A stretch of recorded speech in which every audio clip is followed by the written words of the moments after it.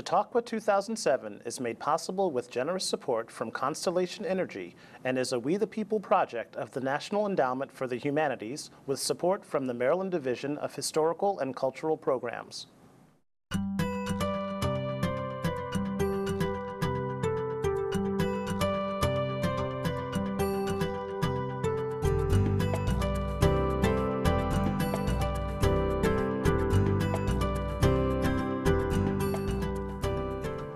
Hello, I'm Angela Rice Beamer, and welcome to our program. It's called Chautauqua.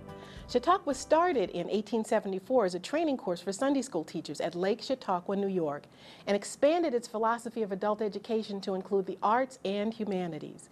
In 1904, it became a traveling roadshow that brought lecturers, historians, teachers, and politicians to towns across the nation. Modern Chautauqua features scholars who take on the persona of historical figures.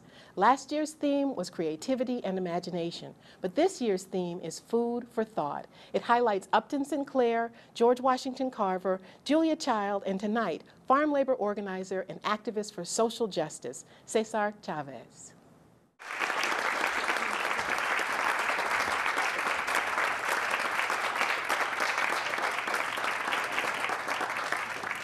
Good evening. Good evening. Buenas noches. Thank you for inviting me out this evening. I'm very excited about coming out and sharing a little time with you, sharing some of my experiences and some of my memories. As all of you know, a great part of our lives has to do with our experiences, our memories. That's how we teach ourselves. That's how we learn. So I love remembering. I love thinking back. I remember being a young man and standing on top of a ladder across from my brother Richard in a field, picking oranges or apples or apricots. And every once in a while, when the foreman wasn't looking, we would take in a bite of that fat, sweet fruit, and for a moment, all of our troubles seemed to just melt away. For a moment. And we would dream and we would hope, because we had big ideas about the day when we would change things for ourselves and for the people. And we would reminisce about the days when we were teenagers listening to Benny Goodman or Count Basie and his orchestra in our zoot suits. That's right, even Cesar Chavez was a pachuco, right? Pachucos. The pachuco was the Chicano zoot suitor. A lot of people were afraid of the pachucos because they thought that we were baby gangsters, that we were always troublemakers. It's not always so. Sometimes, but not always. Every teenager rebels, you know? We were never real trouble. We just like to think that we were. And in style, ooh, in our baggy peg pants and black thick-soled shoes. I used to shine those Stacy's up so bright that you could see the moon. Órale. I haven't said that in a long time, huh? Era el mero mero, hombre.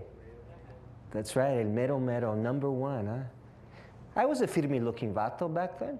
Sure, I looked good. Hanging out with my carnales in my best-looking drapes, sharing a pack of Lucky Strikes, there was nothing better. At least that's what I thought until my eyes opened wide and I discovered that there was more to life than a smoke and a smile. I discovered love.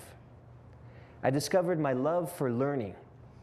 Religion, mathematics, science, history, art. I read it all. Reading became my passion. And then there was nothing better. At least until I fell in love again. Until I finally met the true love of my life. A girl, Helen Favela.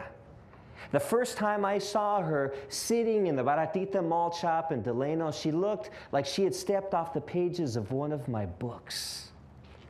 With flowers all strewn about her hair, she looked like Lady Guinevere, regal and soft. And I didn't know how I would talk to her. I didn't know what I would say. I thought that she would think that I was just a poor fruit picker from the sticks. I was a poor fruit picker from the sticks. But so was she. so that's okay. There was no shame in that, ¿verdad? Good, honest work. She always stood by me no matter what. She was my Lady Guinevere, my Latina Guinevere, and she still is to this day, my loving wife, my rock. She's always been there no matter how tough things have gotten. And in the early days when things, well, were tough and I wasn't really sure what my convictions were, but I knew the difference between right and wrong, she was there too. Like the time in Delano in the movie theater when I was arrested for sitting on the wrong side of the theater, for sitting in the section for whites only. You see, at that time in Northern California, it wasn't unlike the Deep South in some places. Discrimination was very prominent. Segregation, it wasn't a law, but it was still very common. There were signs everywhere, keeping some people out from certain businesses, depending on the color of your skin. So in the movie theaters, it was very common for whites to sit on one side and Mexicans and Negroes to sit on the other. So this particular day, when Helen and I were watching the movie, I decided that we were not going to be told where to sit. And of course, the management called the police and they arrested us. They couldn't charge us with anything because we didn't do anything wrong. But they tried to scare us, as sometimes the police do. And that day I learned, was one of the first times that I learned that you can make a difference, that you can take a stand without really doing much at all. ¿Verdad?